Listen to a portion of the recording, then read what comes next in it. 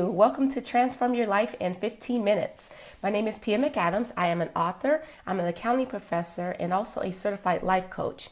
I specialize in personal and small business finance and fitness. I help people reach goals. And I want to welcome you to this morning's broadcast of Transform Your Life in 15 Minutes. And this is where we're doing 5-minute exercises. We're doing one each for the mind, the body, and the soul. And for the soul, what we're going to be doing is a 5-minute guided meditation. And the actual script today is going to be inspired today by Suzanne Kimkin. And then for the body portion, we're going to be doing a 5-minute yoga routine. And then for the mind portion, we're reading from a book that I wrote 3 years ago that is currently being published, or with a publisher, I should say. I'm currently working with a publisher to have this release by the end of this year. So I'm so excited about it. And the name of the book is called Your Body, The Perfect House, How to Find Your True Purpose and also live a balanced life. Okay, so how to find your true purpose and live a balanced life. And I'm so excited about this book. This book is an analogy, and it's something that I analogize like since I was young, like as a young adult. I basically equated my life, how my life was going, with my house. Like I just kind of recognized that if my life was going well, then my house was cleaned. And I was like, And if my life wasn't going well, then guess what? My house wasn't clean. Okay, so the book is along those lines, if you will. So the house has rooms in it, and of course your lives have area. So what I do is I combine those two, right? So I talk about the living room being indicative of your financial area in your life. I talk about the kitchen being your physical area in your life. And then we have the 2 bathrooms, and that's going to be the left brain and the right brain, comprised of your emotional area. And then there's 2 bedrooms. We have the relationship with yourself, and then also the relationship with others. And then last but not least, we have the office, which is indicative of your spirituality. Okay, so again, I talk about different ways to clean up those areas, clean up the room, which of course is clean up the areas in your life. So before I get started with this morning's section of the book, because we're concluding chapter 4, I believe it is, chapter 4 or 5, one of those. We're going to conclude the financial area. But before I do that, I want to take this time to welcome you and to thank you so much for following and watching this broadcast. It is my goal here to help us transform our life. And in order to transform, we got to realize, one, it's going to require change. And we already know change is not easy, but it is going to require change. Okay. And 2, it's going to require that you work on all 3 parts of your whole body. So what does that mean? I'm not talking about the arms and the legs and your torso or nothing like that. What I am talking about is relationship to the outside versus the inside. Because a lot of us, when we're thinking about making a change, we want to affect change that's on the outside because that's what we can see, right? That's what we think we spend the majority of our time, or that's what other people see. So as you walk by the mirror, you see how you look and you're critical, and you say, okay, I need to tighten up here, or I need to loosen my belly, or whatever the change may be. Maybe have this wrinkles, whatever it may be, right? So we start making those changes on the outside, and then we notice that we're not happy still on the inside. And then, so what we're going to do is we're going to actually work on our way inside out. Okay, so we're going to work on the mind and the body the mind and the soul in addition to the body. So we're going to be working the full parts. I was just watching a broadcast the other day, and it was about India Ari, and how she was in the limelight. She's an artist, she's a musician, she's a poet, everything. And she just, everyone sees on the outside that she looked happy. She was being awarded with all these Grammys. And you can think of other stars as well, too, right? Michael Jackson. We can talk about Robin Williams, the comedian. Everyone seems like it's happy, right? They're celebrities. They're making all this money. They're doing great stuff. We love them to death. And we're thinking like they're the happiest people on earth. And they are so miserable. And you wonder, like, how can that happen? Like, how is that possible? If I had all their stuff, I would, blah, blah, blah, right? Fill in the blank. Or as my friend Nisi says, insert here. Okay? But it is very possible, because if you don't work on the inside, then obviously it's not going to be, that's where you live. Remember my analogy, if you've been watching for a while, my analogy of the outside of the house. If you just paint the outside of the house to look beautiful, but you live on the inside, and the inside is a disaster area, 2/3 of your inside, which is of course your soul and your mind, if it's miserable, if you're miserable, then that's how it's going to be. You're going to project it on the outside, even though it looks, beautiful, but really you're going to be miserable. So I want you to understand that. So we're going to work our way from the inside out. And I promise you, if you approach it that way, then that's going to be the most effective way, because things that you work on the inside will manifest itself on the outside. But if you just work on the outside, the external, you're going to live on the inside. It's not going to affect anything at all on the inside. Okay, so that's what we're doing. And then today, we're actually, again, as I mentioned before, we're in the financial area. So I want to conclude this chapter before we move on to the kitchen. That's the physical area. So another one of my favorite things to talk about, because, it's one of my passions is fitness area. But in the financial area, which is another one of my passions, we're going to finish today with concluding with 5 things that you can do to prevent identity theft. Okay, so we've talked about different tools and different things that you can do in order to clean up your finances. And hopefully you've been paying attention to all this, right? Hopefully this stuff has been so helpful to you, and you're implementing the stuff, right? Don't just agree with me. I'm not here for you to agree with me, okay? Because I'm not saying that I'm right, and I'm not saying that I'm wrong.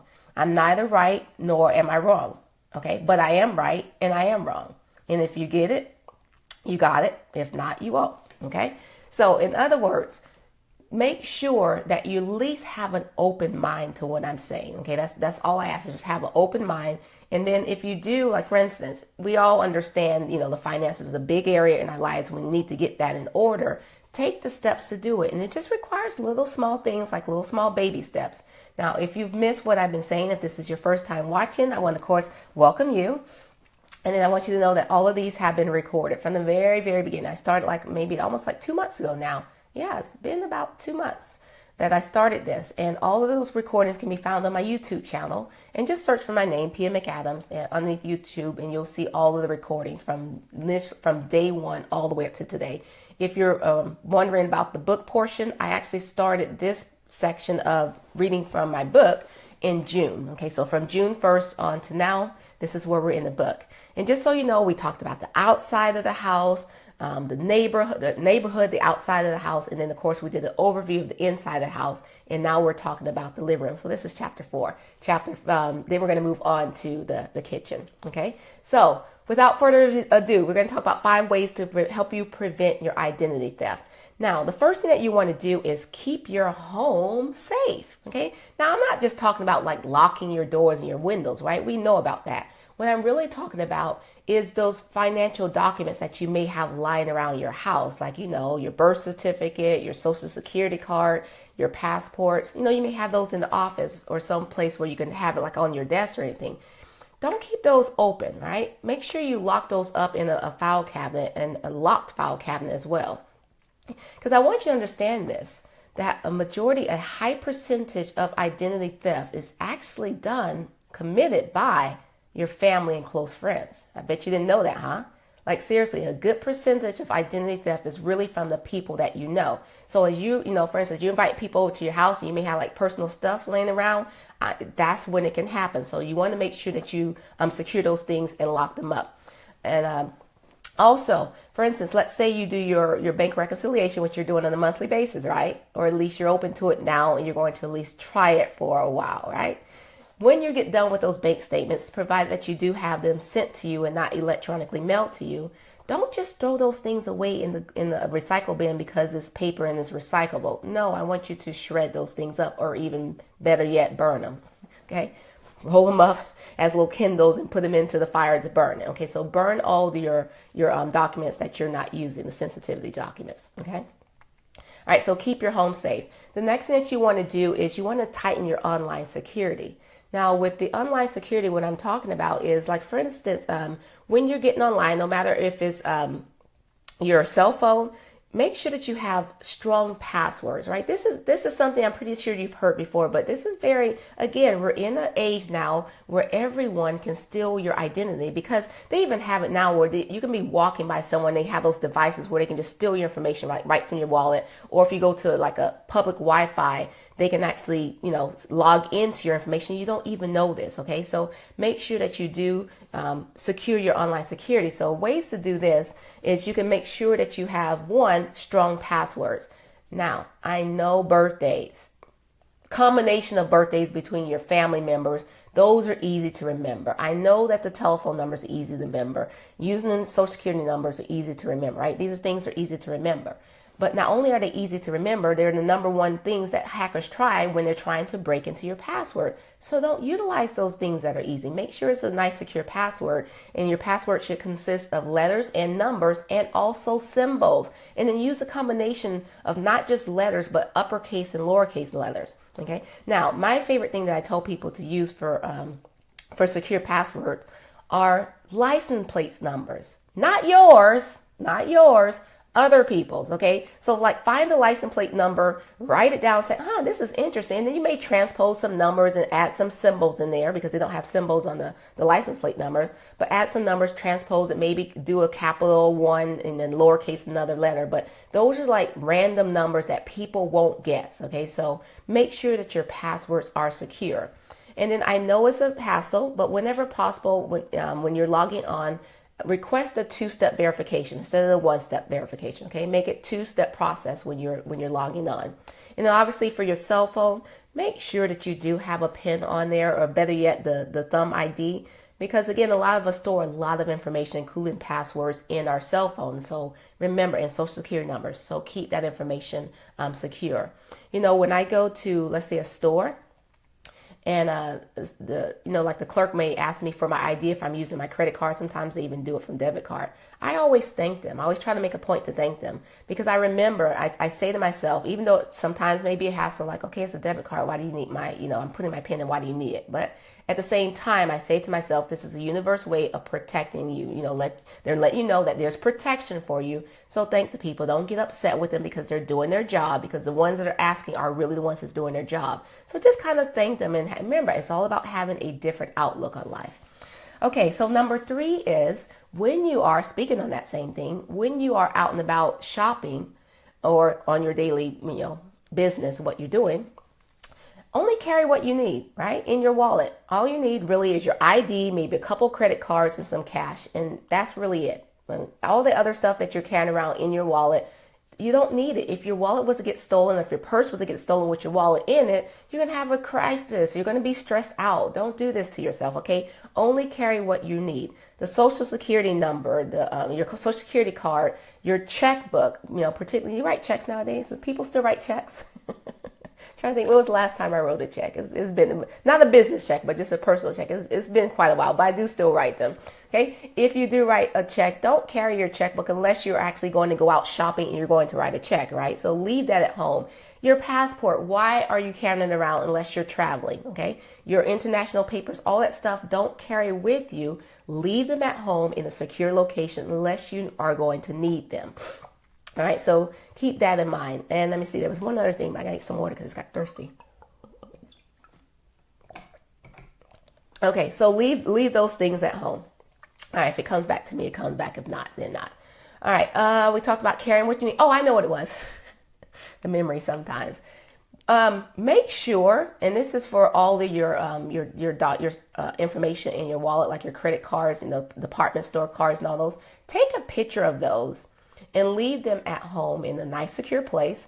Because if your wallet was to get stolen, then you'll have easy access to the information. Okay, like for me, what I usually do is, I'm a big fan of the online storage because one, it is storage, and I don't like to carry around a lot of paper, so I use my cell phone a lot. So I took a picture of all my credit cards, and then I have it in my online storage. I use Dropbox. Okay, so let's say that my wallet was to get stolen. I don't have to stress, and of course I'm going to call the bank, but guess what? I already have my phone, because my wallet may be stolen, but I probably don't have my cell phone on me, so that wasn't in my wallet or my purse. So I can actually log right into Dropbox right from my phone, and then I have access to my information, so that way I can flip it, because I already took a picture of the front and the back. I can call the number, and I have my 16-digit number, even though mine's memorized, but I have my information readily available for me. Okay, so take a picture of your credit cards and then leave it at home, so that if something does happen, then you have an easier way to contact them and have the information.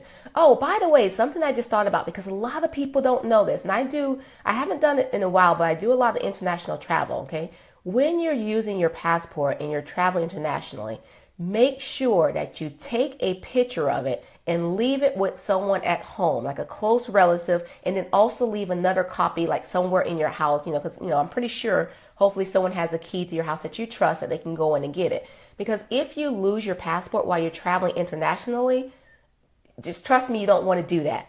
But if you do happen to lose it, and then you have someone in the States that have access to your documents, like they have the photocopy of your passport, they can easily fax it to the embassy of wherever you are, and the process will be that much easier. Okay, so don't ever travel internationally without leaving a copy at your house, particularly if someone has a key or know where you keep a spare key. And then also leave one with a close friend or relative, someone that you trust, right?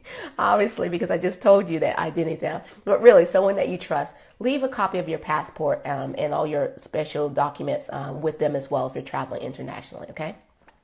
And then also when we're talking about tighten up your security, be careful with what you're posting on social media. Like, we don't think about these things, right? It's like, oh, I'm going on so-and-so. I'm going to, I'm going on my girls' trip, and we're going to Costa Rica, or whatever the case may be. And you're giving out this information. Now, in your mind, you probably just, it's a harmless thing. You're just sharing your information. You're sharing your life with your family and friends and followers. But, keep in mind that there's people out there that are stalking you. There's the people out there that don't really have your interests at heart. And if you're advertising everything on social media, then they can easily, particularly if they're your neighbors that are the suspect neighbors, they can easily find out that you're not at home. And then they know because you post on social media, and they can, they may even know where your spare key is. No, I was joking. But you know what I'm saying? Like, just be careful what you're posting on social media because you're advertising your life, okay? And by the way, if you're using your cell phone number for your Wi-Fi security, your home Wi-Fi, which obviously you want to make sure it's locked and protected. But if you're using your cell phone number, and then on Facebook it asks for, contact number, you put your cell phone. Okay. So see what I'm saying? Make sure these numbers are just random numbers and letters that you can, memorize.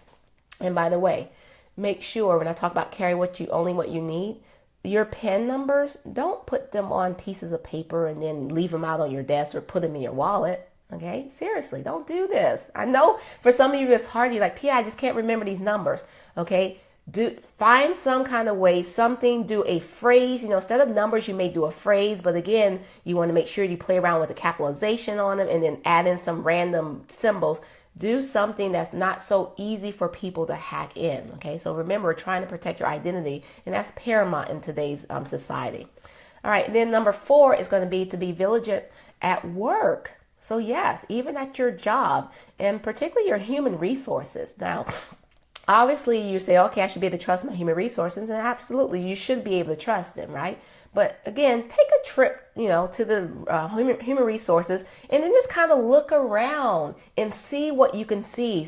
Because obviously human resources generally have policies on making sure that they don't have, what they call it, PI, personal identification numbers. I think it's not PIN, something else. It's personal identification something. Well, anyway, they have policies and procedures in place so that they're not supposed to have, public or personnel's private information out, unless they're working with it, but it's supposed to be secure. But as you're walking in, look and see if the policy is being followed. And you may want to talk to the human resources manager. Say, look, I just came in, and if I wanted to, I just saw that person's social security number. I saw the date of birth or something on that. So in other words, just kind of take a walk around the human resource office and just kind of browse around and see what you can see. And then likewise, while you're at work, you know how we have our purses for women. Men don't really have this problem because they usually keep their wallets on them. But particularly for women, if you have your purse, don't just leave it out, right? Lock it up. Even if you're going to the bathroom, don't just leave that out and say, oh, I'm just going to be right back. I'm only going to go for a few minutes. Lock it up in a cabinet, and if you have an office door, always lock your door. Again, even if you're just stepping out for a little bit, because you never know, okay? Remember, I talked about humans. You never know. You can't tell from a person if they're good or bad. You really can't, okay? So you like to believe the goodness in everyone, because I do too, and there is goodness in everyone. However, I want to protect myself because you're making yourself a priority. All right, and then the 5th and final thing is you want to monitor your accounts.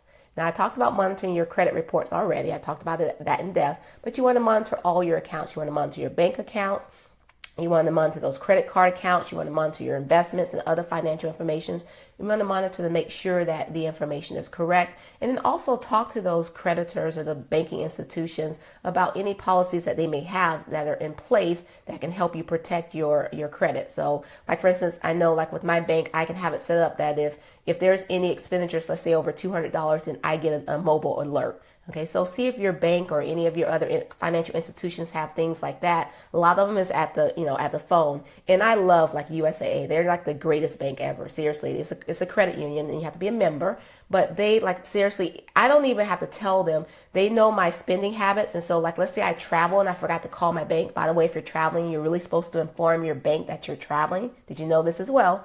Now, these are things I take for granted, but if you're traveling, you're supposed to inform your bank that you're traveling, so that way if all of a sudden these charges come from another state, it's not like a red flag that is identity theft, okay? So, but my bank knows this automatically. If I forget to call them if I'm traveling, then they text me and I get a little text message, did you make this purchase in so-and-so, New York for blah, blah, blah, and it says type yes if not, type yes if so, if not, call us. Okay, so really, really important to make sure that your financial institutions have some type of way to alert you ahead of time that there is maybe some type of identity fraud. And if not, you be proactive. Okay, so that concludes the 5 reasons or 5 ways that you can actually help prevent yourself from your identity from being stolen. Hopefully that information was useful for you. So now let's move on of it. And we're going to be doing a 5-minute yoga routine. And how are you guys doing this morning? I have to hear from you. And thank you so much for you guys writing me offline and giving me comments and kudos on the broadcast and telling me how it's really helping you. I really do appreciate that, because a lot of times, you never know with feedback unless they give it to you, positive or negative. All feedback is good feedback. All right, as I walk down this hall of positivity, turn off that light. Oh, I forgot to move this. I have my diva light like right in the center. Okay, like what's a diva light? A diva light is a big light that looks like, let me see, I'm not going to show it to you because no need to, but basically it's a camera. It's a circle camera and it projects lights on your face. And I usually use it when I'm recording my videos for other things. Okay, so we're going to be doing some yoga. Keep in mind that yoga is a practice, and I want you to practice with me, particularly it's Saturday, guys. I know it's early, you really want to sleep in, but if you're affecting change, remember I told you change is hard, but change also requires that you do something different. So if that means that you have to get up extra early just to watch the broadcast, then get up extra early and do it, give yourself, 21 days. No, I'm joking. Maybe that's too long. Give yourself a week. Seriously, give yourself a week. Say for the whole next week, I'm going to get up extra early every single morning and watch this broadcast and do it with her. And I guarantee you won't regret it. Like, I know we like to say we're not a morning person, but if you've been watching my broadcast, what happens when you say I'm not a morning person? Yes, Drill Sergeant, you're not a morning person, okay? But if you say I am a morning person, yes, Drill Sergeant, I am a morning person. That doesn't mean it's going to be that easy to get up, but let me tell you this, guys. If you get up, particularly like after we do the yoga, like remember, these are like little small bites of the elephant, right? These are little just 5-minute inserts of mind, body, and soul. But you're up, and then you're going to say, okay, let me do it, and I'll go back to bed. You're going to find that you don't want to get back into your bed. You're going to be like energized and enthusiastic, and you just want to get your day started early. So then you can go for a walk. There's, you can get so much done because everyone's asleep. Except for my son, I just heard him, which is unusual, but he has a basketball game today, a tournament, so he's up early. But usually the house is usually quiet this early.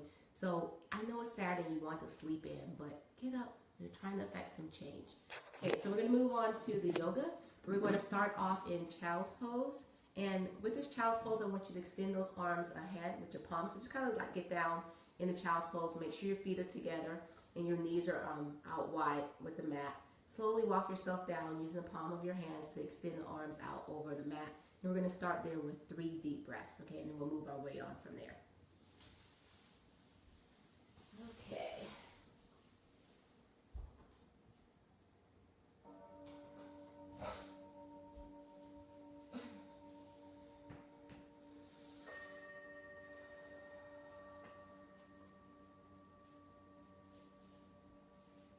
Forehead down toward the mat.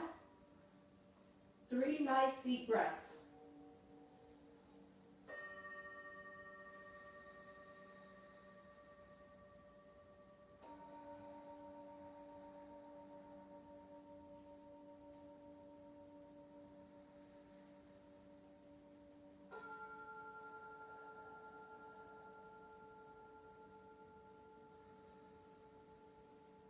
On the next inhalation, I want you to come up on your fingertips, and I want you to really feel the expansion and extension and elongation in the arms. You're going to press your shoulder blades down toward the mat, or down from your ears, pressing your armpits down toward the mat. And just really, really feel the stretch, not just in your arms, but in the upper part of your back, all the way extending to the tailbone.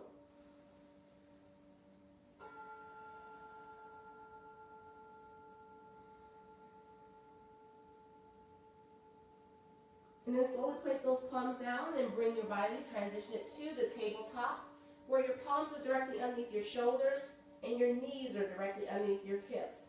You're going to take a nice deep breath, inhaling through your nose. And as you exhale, I want you to drop your chin down towards your chest, round through the spine, tuck the pelvic under on the exhalation. As you inhale, your head and chest comes forward. Arch your back, tailbone sticks up toward the back of the room. As you exhale, drop your chin down to your chest, round through the spine. Press those shoulder blades away from your ears as you press the armpits down toward the mat. Inhale in through the nose. Open up the chest, head goes up toward the sky. And as you exhale, drop your chin down to your chest, round through the spine, tuck the pelvic under. One more time, nice deep breath, inhaling through your nose. Just take your time, it's early in the morning. And this time as you exhale, I want you to return back to your tabletop, not the back. Now I want you to curl your toes under, and I want you to take it to downward facing dog. Now in this downward facing dog, if this is too strenuous for you, feel free to walk your feet out. Can you see? Feel free to walk your feet out toward the edges of your mat and have a wider stance. You're pressing your chest toward your thighs and your knees. And I want you to pedal your legs as you play around with getting those heels down toward the mat. You're feeling elongation into your arms, to your legs. And you're breathing nice, deep ujjayi breaths, inhaling through your nose and exhaling through your mouth.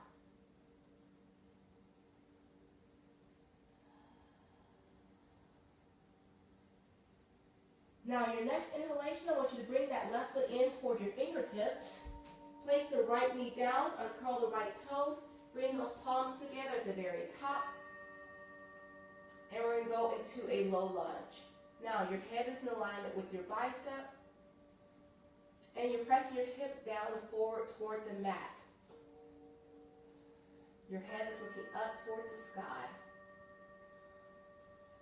Relax those shoulders and make sure you're breathing.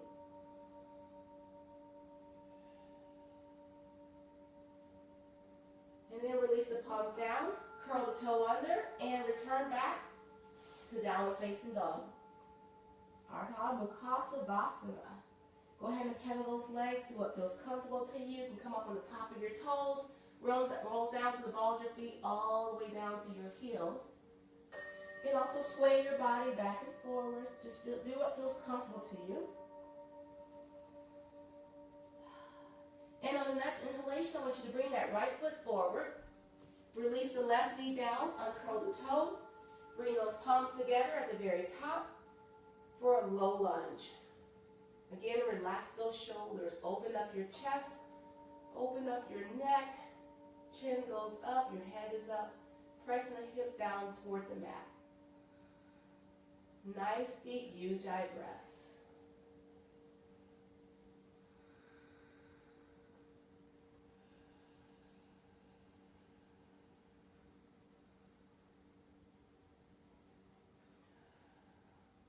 Now go ahead and release the palms down. Curl the toe under and take it back to downward facing dog. Now this time you're going to walk your fingertips back toward your toes. You're going to dive the body up. Inhale. Exhale, dive the body forward. Using your fingertips, you're going to inchworm your way out toward the mat, walking it out to the plank. You're going to release your hips down.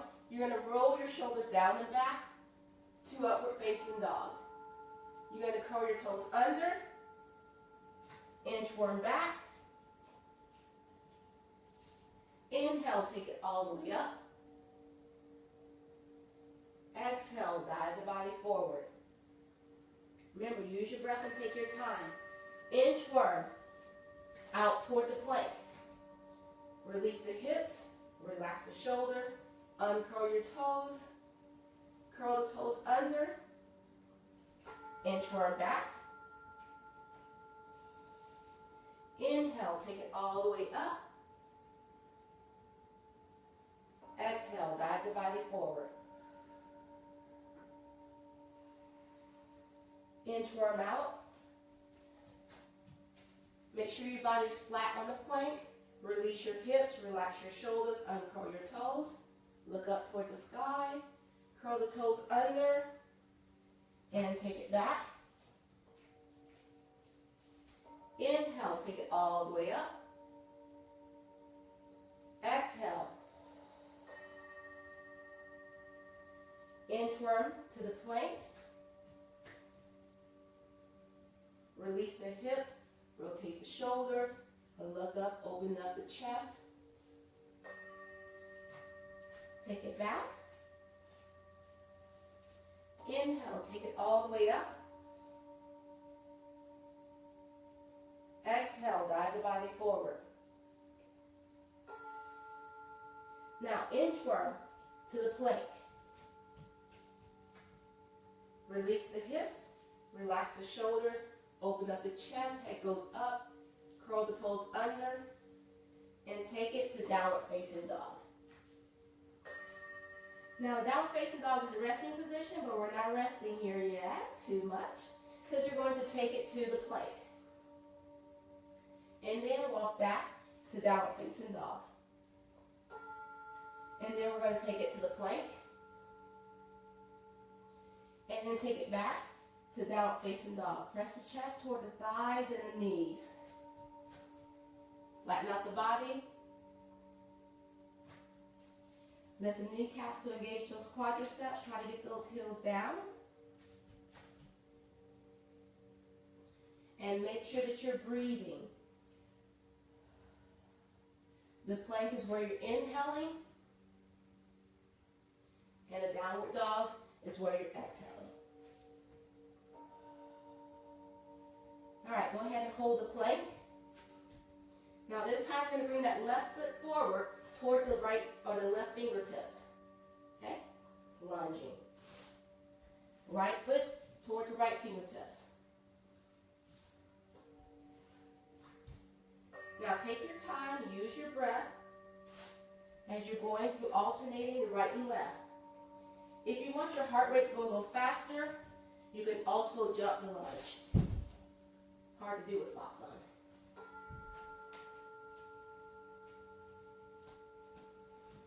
Even with yoga socks. I'll just walk it. But you get it, right? You can actually do the jump lunges. All right, return back to the plank. Take it back to downward facing dog. And this time, I want you to walk your feet in toward your palms. Keep your palms flat on the floor, so keep your knees bent. And then slowly take it up, one vertebrae at a time. Making sure your head is last to rise. Rotate the shoulders down and back. Deep breath, inhaling. And as you exhale, dive the body forward. Place the palms flat, bend the knees, walk your feet out toward the corners of the mat. Drop your hips down and bring the palms together. And I want you to use your elbows to press out on the inner thighs. Taking a deep breath, and as you exhale, bow.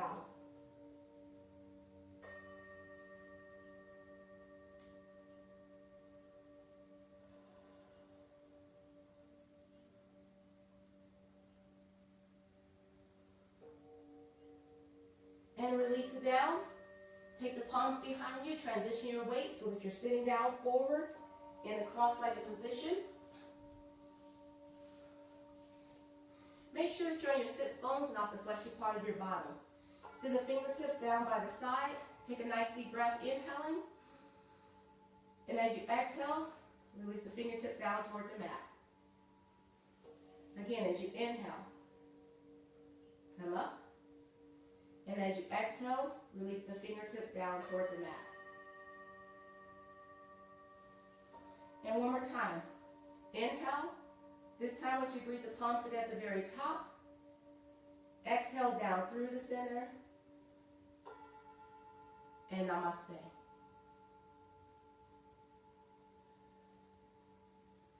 Okay, so that concludes our yoga.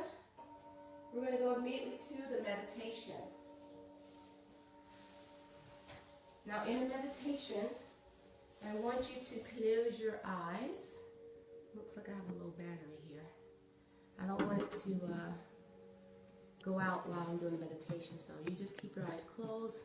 I'll walk you through as I go and try to get my charger. Okay, so take a night. That's my diva light. You can see it in the background. Take a nice deep breath. Inhaling through your nose.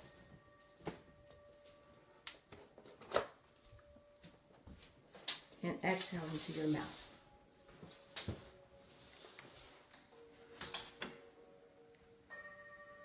Again, take a nice deep breath. Inhaling through your nose. And exhaling through your mouth. Now, as you breathe in slowly, I want you to imagine that there's a yellow vibrant light that is flowing through your body with every breath that you take. Inhaling through your nose and exhaling through your mouth.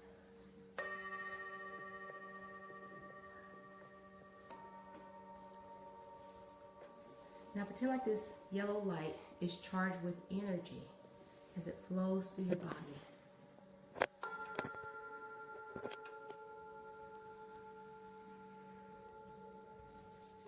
Take a nice deep breath. Inhaling and exhaling. Now as this yellow light is moving through your body, it's recharging you, giving you energy and more energy. Inhaling through your nose and exhale through your mouth. Now I want you to say to yourself that you feel great. I feel great.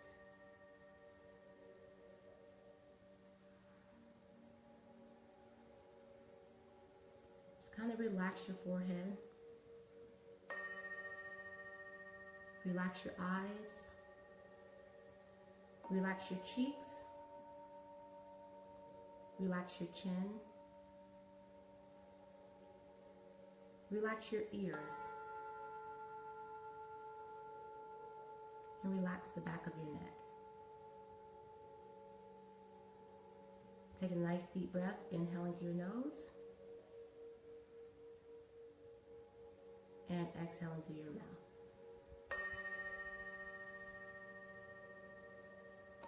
I want you to relax those shoulders. Let all the stress and negative emotions and energy just melt away off those shoulders. I want you to repeat after me in your mind and say, I feel great.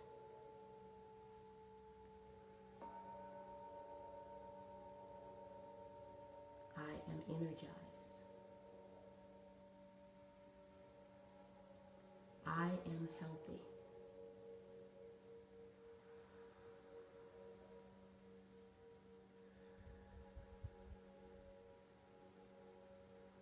As you're breathing in, I want you to forget about the past. Forget about the future. And just focus on the here and the now. Again, taking a nice deep breath, inhaling through your nose. And exhaling through your mouth.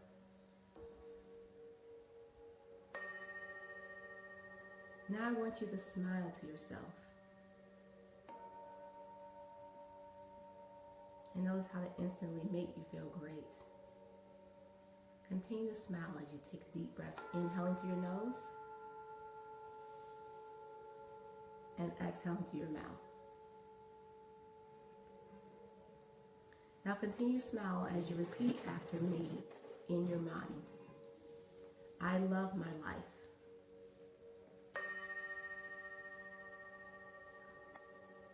I am grateful for my life.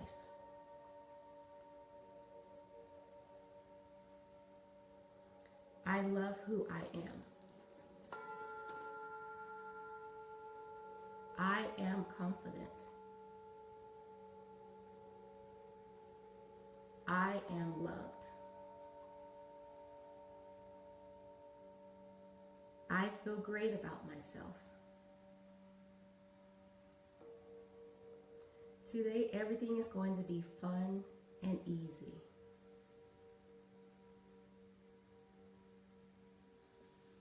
Today, wonderful things are going to happen to me.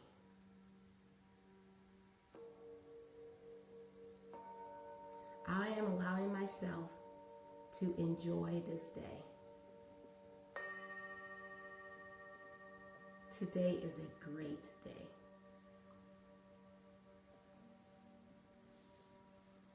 So now it's time to begin your great day. And know that when you open your eyes, that you're going to be refreshed and you're going to go out and have a great day. So give me a nice deep breath, inhaling through your nose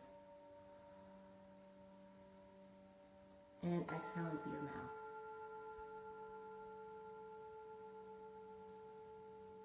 Again, inhaling through your nose and exhaling through your mouth.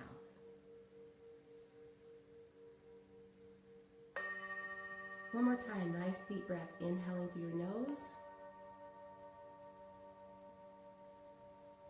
and exhaling through your mouth. Go ahead and open up your eyes. As you release, relax, and return refreshed and calm. You've done something good for yourself today. Thank you for taking this time to meditate with me, and also thank you for watching us transform your life in 15 minutes. Today's word is for you to surrender. Surrender means to stop fighting. So stop fighting yourself. Stop fighting the universe and the natural flow of things. And just surrender. Have a great day, and I will see you next week. Bye.